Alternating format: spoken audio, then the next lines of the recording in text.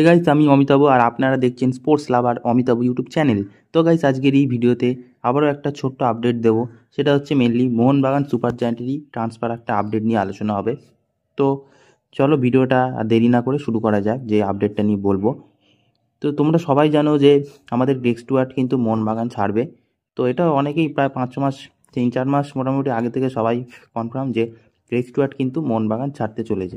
কিন্তু গ্রেগ স্টুয়ার্টের জায়গায় এর বদলে কোন বিদেশিকে মোহনবাগান নিতে পারে, তো সেটা নিয়ে কিন্তু অনেক দিন ধরে রিউমার্স চলছে। অনেক প্লেয়ারের নাম বলছে, এমনকি মোহনবাগান অলরেডি খোঁজা শুরুও করে দিয়েছিল যে গ্রেগ স্টুয়ার্টের রিপ্লেসমেন্ট হিসেবে ওই জায়গাটায় কোন বিদেশি অ্যাটাকিং মিডফিল্ডে সামলাবে।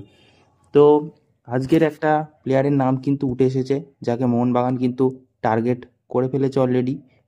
তারপর ডিল কত দূর এগোয় সেটা দেখার বিষয়। বাট এই মুহূর্তে যে খবরটা উঠে আসছে, যে প্লেয়ারটির নাম, তার নাম হচ্ছে লিয়াম পোলর্থ।